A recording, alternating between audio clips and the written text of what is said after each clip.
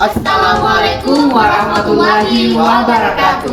Saya Amrullah. Saya Wahyuni. Saya Abdurrahman Rauf. Kami dari kelompok 2.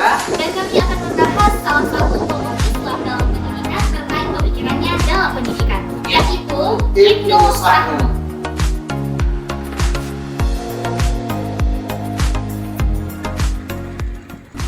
Nama lengkap Ibnu Sahnun adalah Abu Abdullah Muhammad bin Abi Sa'id bin Habib bin Hisan Ibnu Hilal bin Bakar bin Robi al-Tuduki.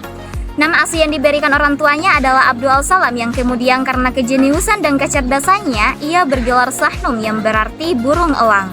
Dan ia adalah seorang syekh terkenal yang mengembangkan mazhab Maliki di Kairouan, Afrika Utara. Beliau lahir di Kairawan, Tunisia, Afrika Utara 202 Masehi dan merupakan pemikir yang mempelopori pembaruan pendidikan di zaman keemasan Islam.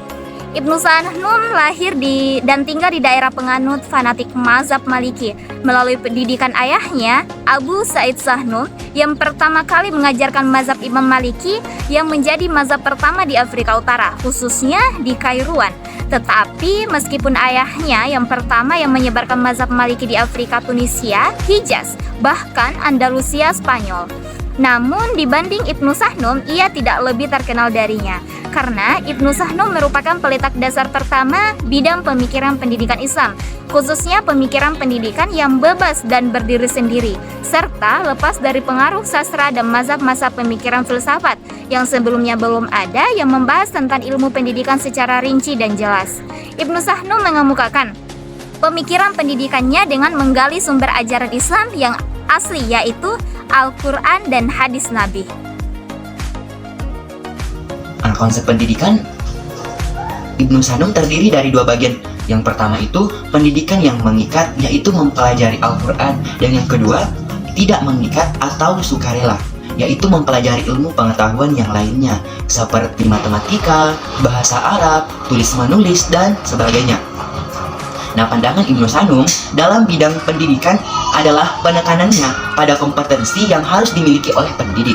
Nah, pendidikan yang diharapkan oleh Ibnu Sahnun itu adalah model pendidikan kejiwaan, pendidikan yang memadukan antara tujuan duniawi dan tujuan ukhrawi. Pemikiran-pemikiran Ibnu Sahnun tentang pendidikan sangat tinggi nilainya bagi kita untuk dapat kita teladani dan kita terapkan dalam dunia pendidikan Islam saat ini. Tentunya dengan memperhatikan zaman dan perkembangan teknologi yang tetap dalam bingkai Al-Quran dan Sunnah. Nah, Ibnu Sahnun juga sangat menekankan pendidikan pada anak usia dini, terutama pendidikan tentang Al-Quran. Dengan mempelajari Al-Quran sebagai sumber ilmu di usia dini dapat menghapus kebodohan dan menciptakan potensi Islami bagi anak, karena ajaran Al-Quran akan begitu melekat dalam dirinya serta mengakar, sebagaimana pepatah Arab mengatakan bahwa belajar dari kecil bagi menulis di atas batu, sedangkan belajar sesudah dewasa bagi menulis di atas air. Nah, pemikiran pendidikan Ibnu Sahnun terlihat lengkap dan terprogram, khususnya untuk zaman klasik, di mana hanya beberapa tokoh saja yang menekuni bidang pendidikan.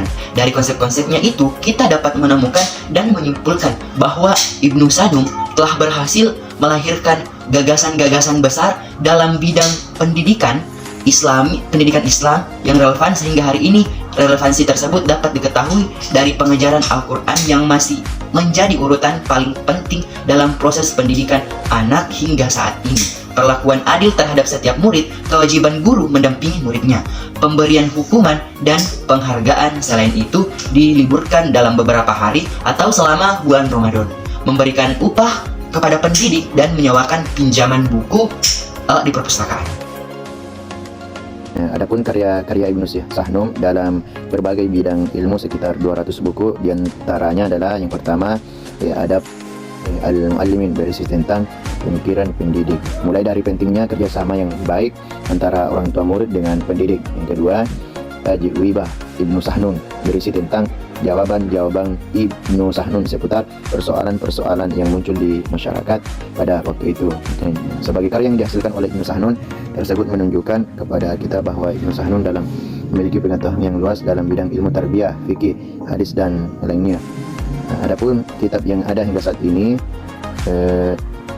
dan sampai pada kita adalah Adabul Muallimin atau Al-Muallimin wal Muallimin. Dan itu Ibnu Sahnun juga seorang politikus, terbukti dengan diangkatnya beliau sebagai qadhi di Afrika Utara hingga ia meninggal dunia pada tahun 265 Hijriah atau bertepatan dengan usianya yang berumur 54 tahun.